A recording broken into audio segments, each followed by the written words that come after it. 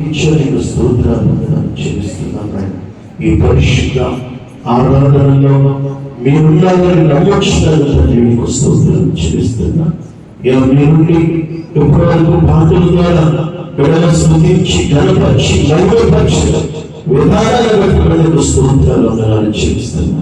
ఆరాధనలో మీరున్నా నడిపించే నీకు స్తోత్రాలు వందనాలు చెల్లిస్తున్నా. కొన్ని విషయాలు నీ పరిశుద్ధ గ్రంథములో వ్రాయబడిన లేఖనములను మేము ధ్యానిస్తూ ఉండగా మా అందరితో మీరు మాట్లాడుతున్నాను.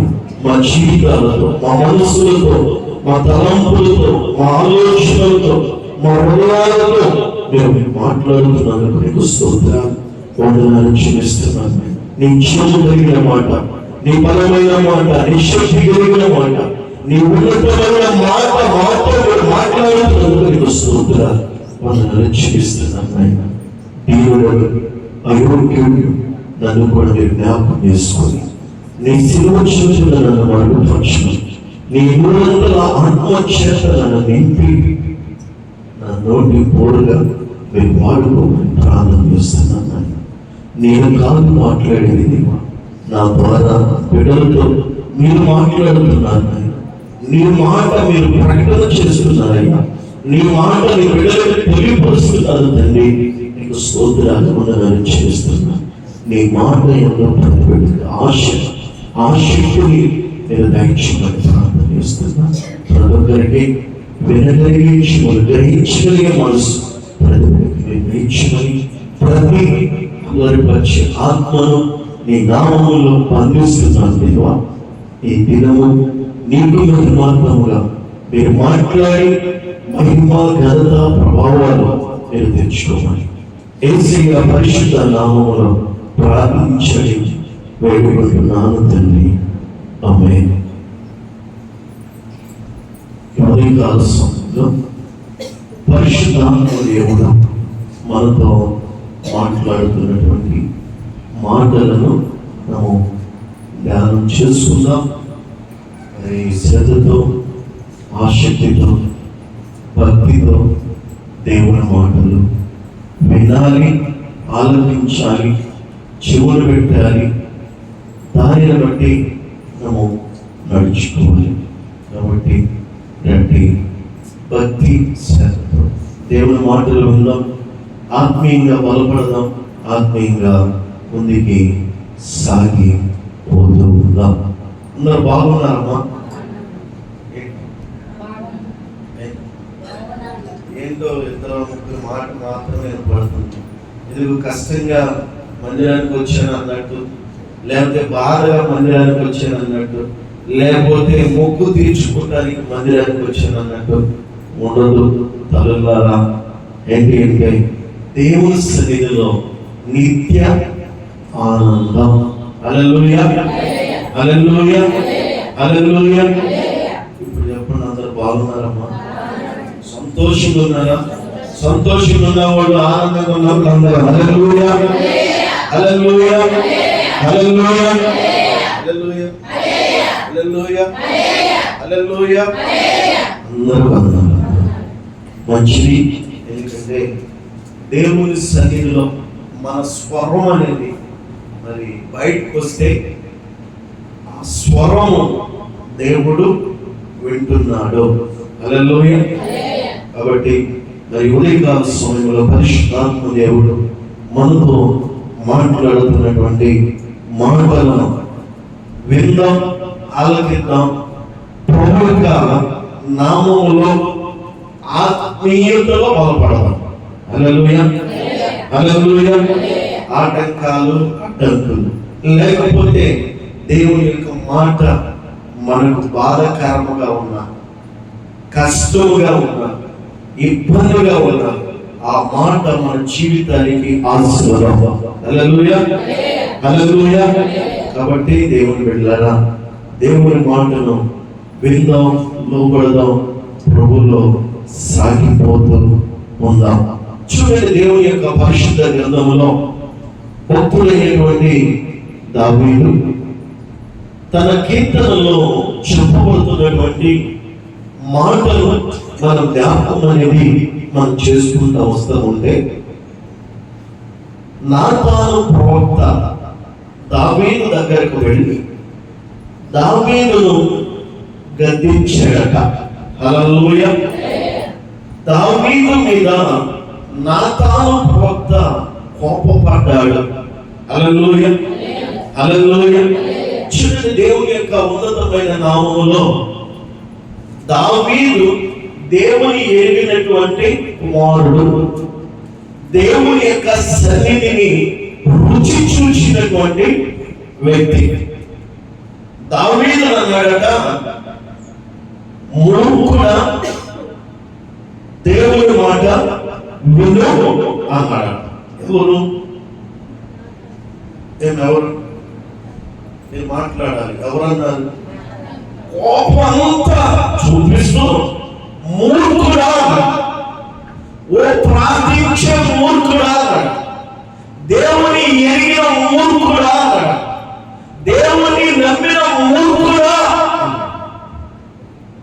అదే మమ్మీ ఎవరైనా సేవకుడు అన్నారనుకోండి, ఊరుకుంటావా? ఎక్కలా ఏమో ఊరుకుంటావా? అసలు మన దగ్గర కుర్చీ ఉంటేనో ఏదన్నా ఉంటే అది తీసుకుని పాటేస్తాం కదా. హల్లెలూయా, హల్లెలూయా. కానీ నాతాను ప్రవక్త రాజు దగ్గరికి వెళ్ళి రాజు దగ్గర నిలబడి ఏమన్నాడు? దేవుణ్ణి ఆరాధించే మూర్ఖుడా, దేవుని నమ్మిన మూర్ఖుడా అన్నాడు. దేవుణ్ణి తెలుసుకున్న మూర్ఖుడా అని ఇదిగో నీ పని చేస్తున్నాం. చూడండి, లోకంలో దేవుని యొక్క వాక్యాన్ని బట్టి మనం జ్ఞాపకం చేసుకుంటే, దేవుణ్ణి నమ్మిన మూర్ఖులారా. ఎవరిని? అక్క ఆ మాట అన్నమాట. దావీదుని దేవుని యొక్క వాక్యాన్ని మనము అర్థం చేసుకున్నాం. దావీదుని నాతాను ప్రవక్త పలికినటువంటి మాట ఇది. మూర్ఖుడు.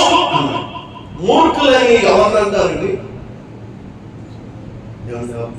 మూర్ఖులని ఏమో ఎన్నిసార్లు చెప్పినా వేరటువంటి వారిని మూర్ఖులు. మన్నేమంటారు?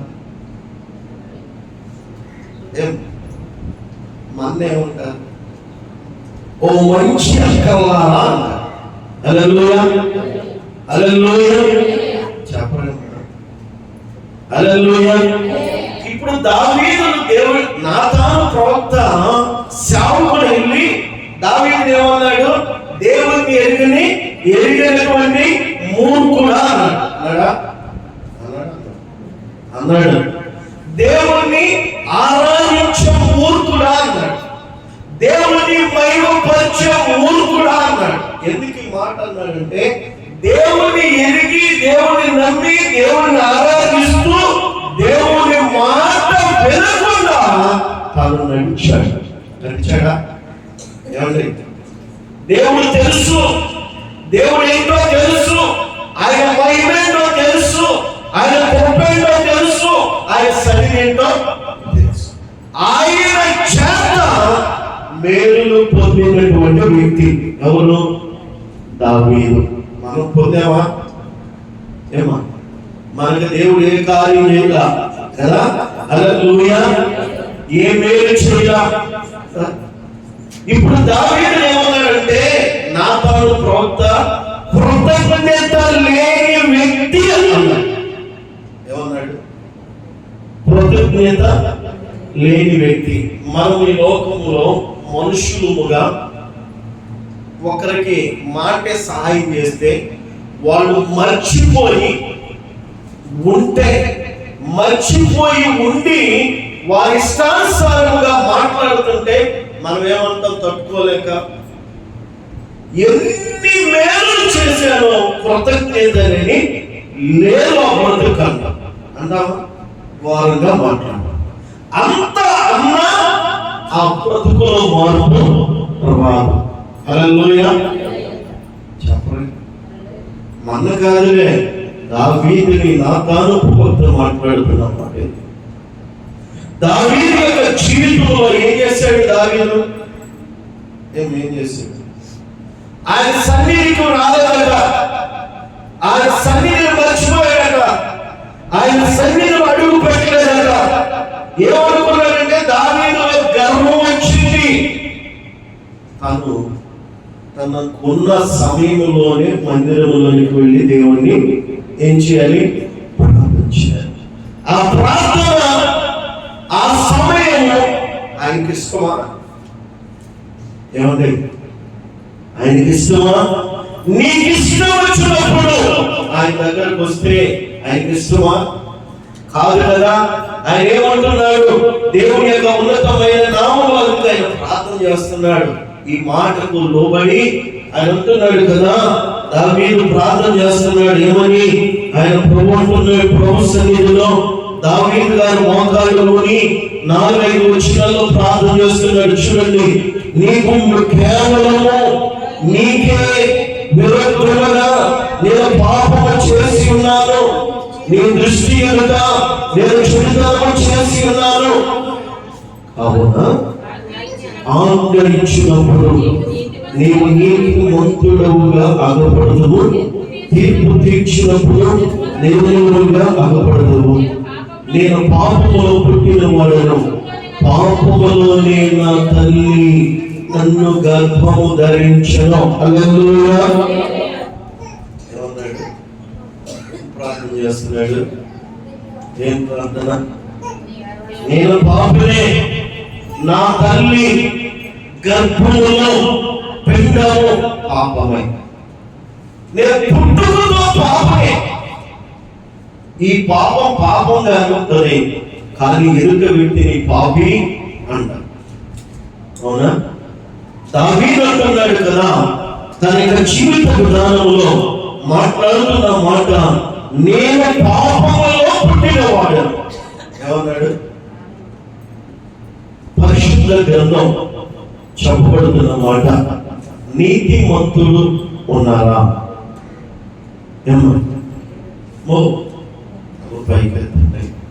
ఏంటి? ఈ మెడలో బలం లేదా? హల్లెలూయా, హల్లెలూయా. అడగండి, ప్రభుని ఇస్తాడు. హల్లెలూయా. అంటున్నాడు దేవుని యొక్క లేఖనంలో, నేను పాపములో పుట్టిన వాడను, పాపములోనే నా తల్లి నన్ను గర్భము ధరించాను. ఎప్పుడు ఈ ప్రార్థన చేస్తున్నాడు? ఏ సమయంలో ఈ ప్రార్థన చేస్తున్నాడు? ఎప్పుడండి? అక్కలారా, ఆయన చూడ ఈ గంట సేపు ఇక నా వాళ్ళే. హల్లెలూయా, హల్లెలూయా, హల్లెలూయా. చెప్పండి, హల్లెలూయా, హల్లెలూయా. కంటే బలం ఉంది, కానీ దేవుని సన్నిధిలో నీ 2 చేతులు దేవునికి స్తోత్రాలు చేయడానికి లేదా? హల్లెలూయా, హల్లెలూయా, హల్లెలూయా. దేవుని యొక్క పరిశుద్ధ గ్రంథంలో దేవుని యొక్క వాక్యము మనకు సెలవిస్తున్నటువంటి విధానంలో చెప్పబడుతున్న మాట, ఎవరు గద్దించారు?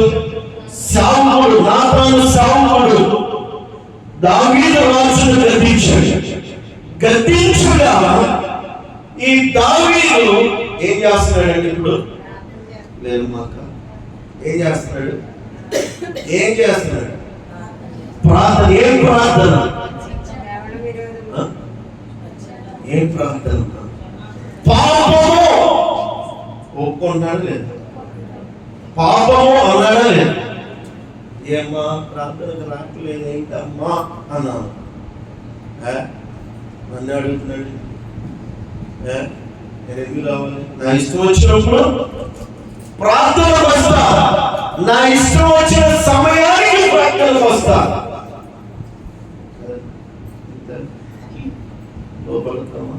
చూడండి, దేవుని యొక్క పరిశుద్ధ గ్రంథము ఈ మాటను బట్టి మనం జ్ఞాపకం చేసుకుందాం. ఇదే ముందు పరిశుద్ధాత్మ దేవుడు మనతో మాట్లాడుతున్నటువంటి మాటల్లో చెప్పబడిన లేఖనమును మనం జ్ఞాపకం చేసుకుందాం. మహాజ్ఞాని అయినటువంటి సొలొమోను రాసినటువంటి సామెతల గ్రంథము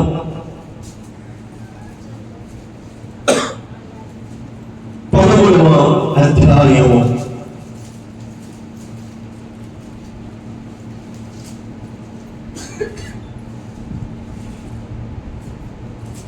17-18 వచ్చిన మనం చదువుకుందాం.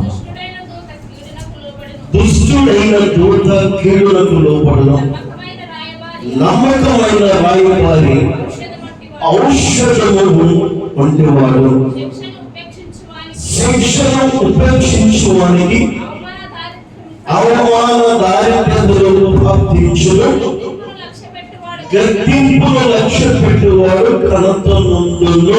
హల్లెలూయా, హల్లెలూయా, గట్టిగా చెప్పాలి. హల్లెలూయా, హల్లెలూయా. సంతోషంతో చెప్తాం హల్లెలూయా, హల్లెలూయా. ఆనందంతో చెప్తాం హల్లెలూయా. దేవుని యొక్క ఉన్నతమైన నామములో పరిశుద్ధ ఆత్మ దేవుడు మనతో మాట్లాడుతున్నటువంటి మాట, గద్దింపులకు లోబడివాడు ఏమవుతాడు అమ్మా అనుకున్నవాడు ఏంటి ఘనత. ఏం లోబడటం?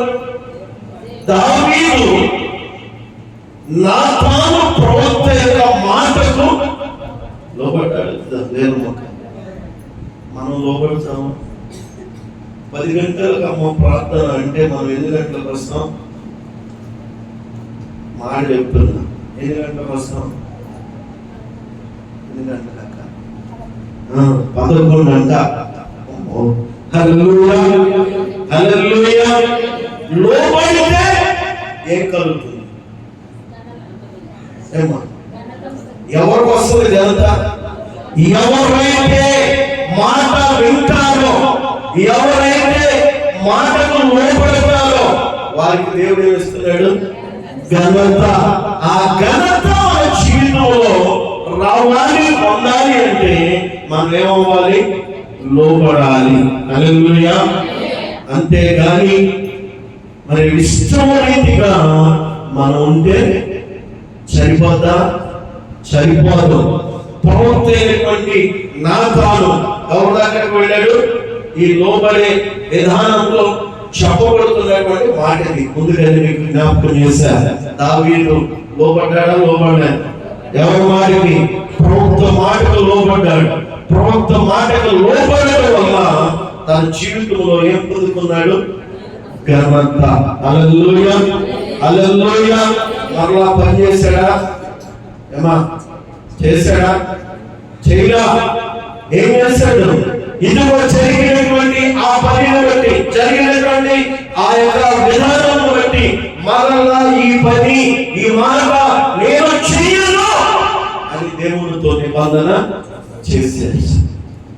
దేవునితో నిబంధన చేసి ప్రవక్త దేవుని యొక్క సేవకుడు దావీదుతో మాట్లాడగా దావీదు లోబడి విధముగా దావీదు ఏం చేశాడు? ప్రభువా, ఇదిగో 11 గంటలకి 11:30కి వెళ్తున్నాను. ఇక నేను 11 గంటలకి 11:30కి నేను మందిరానికి నిబంధన చేసుకున్నాడా లేదా? దావీదు చేశాడా లేదా? చేశాడు. చేయడం వల్ల దావీదుకి ఏం కలిగింది? ఘనత కలిగింది. ఇప్పుడు మనం ఈ లోకంలో ఆయన మాట వినేదేంటి? ఆయన మాట లోబడేది ఏంటి? ఆయన చెప్తే మనం పాటించేది ఏంటి అని అనుకున్నామా? మన జీవితంలో ఏం పొందుకోలేము. దేవుని మహిమ, దేవుని యొక్క దీవెన పొందుకోలేము. అందుకని మూర్ఖులారా ఏమో కావాలి. దేవుని మాట దేవుడు తెలిసి, దేవుని నమ్మి, దేవుని చేత రక్షింపబడి దేవుని మాటను పాటించినటువంటి వారిని దేవుడు ఏమన్నాడు? మూర్ఖులారా. వారిలో ఏం లేదు. దేవుని నమ్మిన వారికి దేవుని భయం లేదు. అందుకని వారిని దేవుడు ఏమని పిలిచాడు? మూర్ఖులు. మూర్ఖులు వింటారా? లోబడతారా? మూర్ఖుల్లో దేవుని భయం ఉండదా? ఉండదు. భక్తి ఉండదా? ఉండదు. ఏముంటది? ఏముంటది అక్క?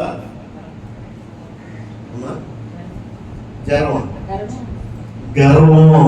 హల్లెలూయా, హల్లెలూయా. అందుకని దేవుని యొక్క వాక్యం చెబుతుంది కదా, మాట్లాడుతూ ఉన్నారు. ఆయన చదివించినటువంటి మాట ఏంటంటే ఘనత. ఎవరికి ఘనత?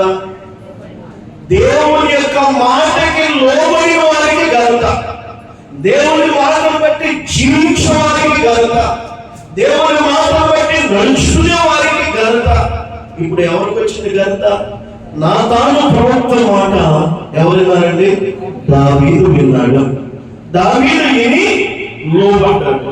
లోబడి దావీదు ఏం చేస్తున్నాడు? ఇప్పుడు ప్రతి పాపమును సులువుగా చిక్కులు పెట్టు ప్రతి పాపమును ఒప్పుకొని విడిచిపెడుతున్నాడు లేదా?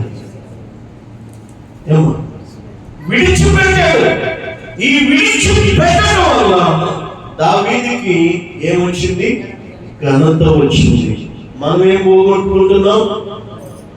లోబడక, వినక, పాటించక, నడుచుకునగా, దేవుని భయము మనం కలిగి లేక దేవుడు ఇచ్చేటటువంటి ఆ ఘనతకు మనం ఏమవుతున్నాం? దూరం అయిపోతున్నాం. చూడండి, మరొక మాట మీకు జ్ఞాపకం చేస్తున్నాను. దేవుని యొక్క లేఖనంలో సెలవిస్తున్నటువంటి విధానంలో రాయబడుతున్నటువంటి మాటను మనం చదువుకుందాం. సామెతల గ్రంథము 19వ అధ్యాయము 1వ వచనాన్ని మనం చదువుకుందాం. సామెతల గ్రంథము 19వ అధ్యాయము 1వ వచనాన్ని మనం చదువుకుందాం. బుద్ధిహీనుడై తన పెదవులతో మూర్ఖముగా మాటలాడు వారి కంటే యథార్థముగా ప్రవర్తించు దరిద్రుడే శ్రేష్ఠుడు. హల్లెలూయా, హల్లెలూయా చెప్పాలి. హల్లెలూయా, హల్లెలూయా. ఎవరు శ్రేష్ఠులు? దరిద్రులు. దరిద్రత. ఏంటి దరిద్రత? ఇంట్లో బియ్యం లేకపోతే దరిద్రత.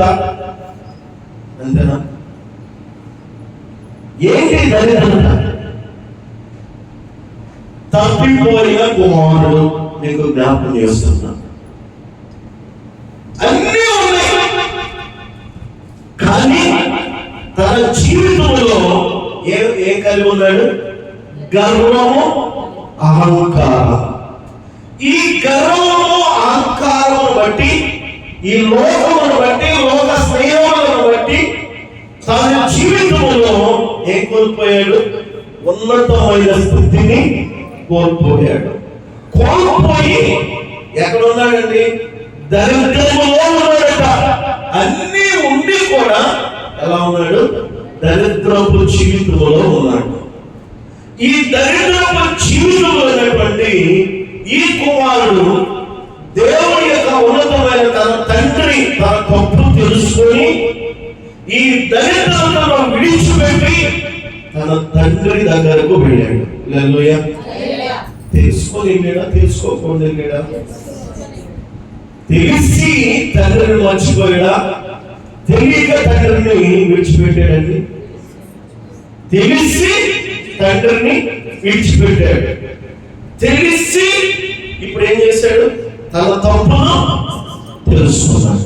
హల్లెలూయా. ఇప్పుడు ఘనత వచ్చిందా? రాలేదా? అందుకని ఆయన ఏమంటున్నాడు? దేవుని బుద్ధిహీనుడై తమ పెదవులతో మూర్ఖముగా మాటలాడు వారి కంటే. ఇంట్లో బియ్యం లేకపోయినా, ఒకవేళ వండుకోవడానికి కూరగాయలు లేకపోయినా, ఈ రోజు గెలవని స్థితిలో ఉన్న, కనీసము చేతిలో ఇంటిలో 5 రూపాయలు లేకపోయినా మాట కరెక్ట్ గా మాట్లాడితే ఉంటే ఏమవుతున్నారంటే ధన్యులు. హల్లెలూయా, హల్లెలూయా. ఈ రోజున రైస్ ఉండొచ్చు, ఈ రోజున బియ్యం ఉండొచ్చు, ఈ రోజున 1,00,000 రూపాయలు మన దగ్గర ఉండొచ్చు. రేపు అవి ఉండకపోతే ఏది కాపాడుతుంది? ఏది మనల్ని కాపాడుతుంది? డబ్బా? ఏమా డబ్బా? బలమా? బలగమా? శక్తి? ఏది? ఏదండి?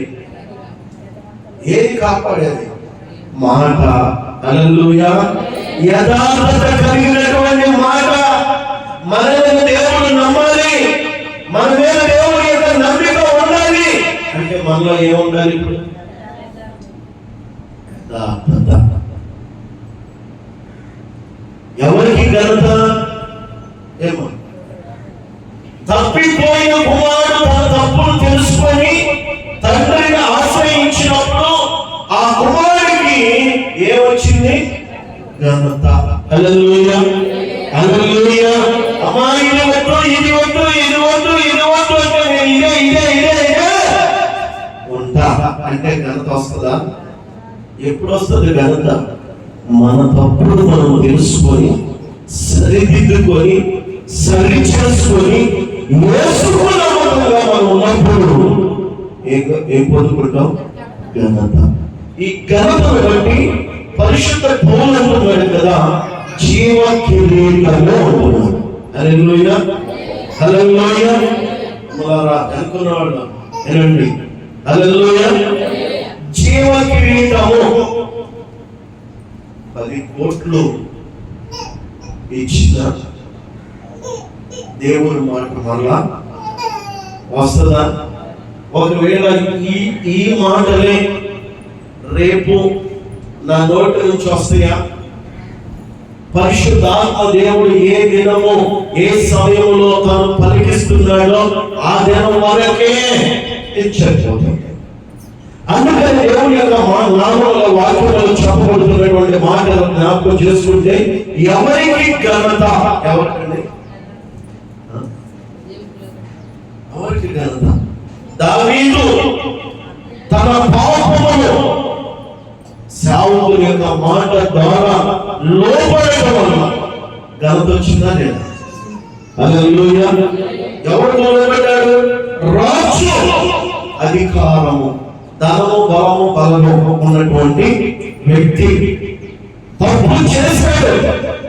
ఎవరైనా దేవుని యొక్క సేవకుడిని నిలబడి ధైర్యముగా మూర్ఖుడా.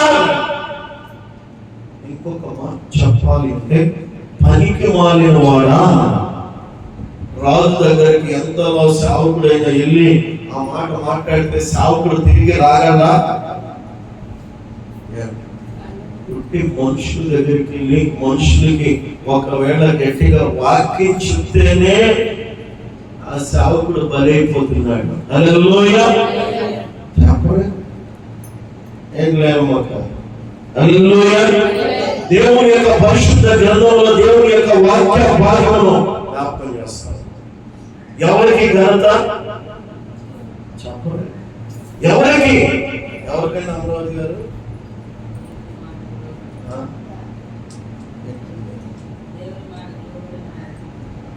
గద్దింపుకు. ఎవరు గద్దింపు? దేవుడు వచ్చి గద్దెత్తున్నాడు.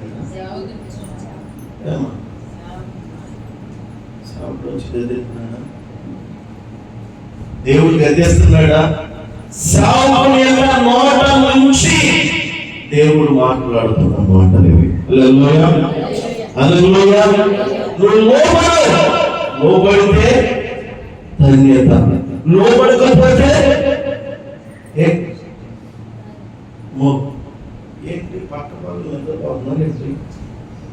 రాత్రంతా ఏం చేశారు? మంచి ఉన్నారా? మనకు కలరు కదా ఇంట్లో.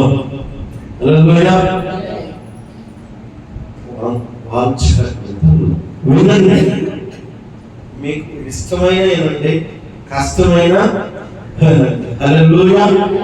ఎందుకంటే ఇది దేవుని మాట అండి.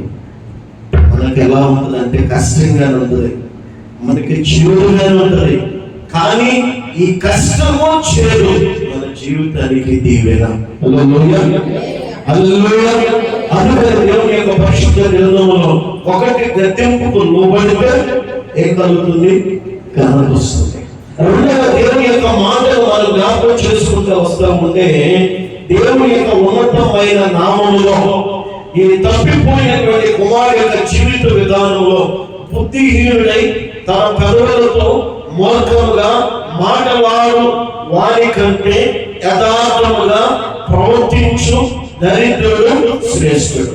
యథార్థం ఉండి వాడి దగ్గర ఏదీ లేదనుకో, ఎవరన్నా వచ్చి పక్కన కూర్చుంటారా? ఈ దినాల్లో ఈ రోజుల్లో మనం చూస్తుంటే కూర్చుంటారా? ఏమండి కూర్చుంటారు? అసలు మొహం కూడా ఆ ఇంటే ఎందుకంటే ఏమి లేదు కాబట్టి. ఇప్పుడు చూసేదంటే పక్కన బలం ఉందా, బలగం ఉందా, పేరు మాట ఉందా, ఆస్తి ఉందా, ఇదే ఏమవుతుంది ఇప్పుడు. దీనిని బట్టి ఈ లోకములో అనేక మంది చెడిపోతా ఉన్నారండి. కానీ దేవుని యొక్క లేఖన భాగంలో దేవుని యొక్క వాక్య భాగం సెలవిస్తున్న మాట, బుద్ధిహీనుడై తన పెదాలతో మూర్ఖంగా మాటలాడువాని కంటే దేవునిలో నిలబడి దేవునితో గడిపేవాడు ధన్యుడు. హల్లెలూయా, హల్లెలూయా. ఈ లోకంలో ఎంత వ్యర్థముగా ఉన్నా దేవుని యొక్క ఉన్నతమైన నామములో ఆయనకు నమ్మకంగా జీవిస్తే చాలట. హల్లెలూయా, హల్లెలూయా. అందుకని దేవుని యొక్క పరిశుద్ధ గ్రంథములో దేవుని యొక్క వాక్యము సెలవిస్తున్న మాటను జ్ఞాపకం అనేది మనం చేసుకుంటా వస్తా ఉంటే, తప్పిపోయిన కుమారుడు తన జీవితంలో తనకున్న గర్వము అహంకారము బట్టి తన యొక్క జీవిత విధానంలో ఏం చేశాడు? తండ్రిని కూడా మాట కూడా వినలేదు. తండ్రి ఇంటిని విడిచిపెట్టి గర్వంగా వేరే ఇంటికి వెళ్ళిపోయాడు. మేలు కలిగిందా? మేలు కలిగిందా? ఈ తండ్రి ఎన్ని చేసినా, ఎంత విరోధంగా ఉన్నా తండ్రి మాత్రం కుమారుడిని ముద్దాడా కాలేదా? ఈ ప్రేమ ఈ కుమారుడికి ఎలా ఉంది? ఎలా ఉంది? అర్థం అవుతుందా? ఎలా ఉంది ఈ ప్రేమ? ఈ కుమారుడికి, ఈ తండ్రి ప్రేమ ఈ కుమారుడికి నచ్చిందా? ఎవరి ప్రేమ నచ్చింది? అంటా ఉంటారు కదా, పొరుగింటి పోరా కాదా?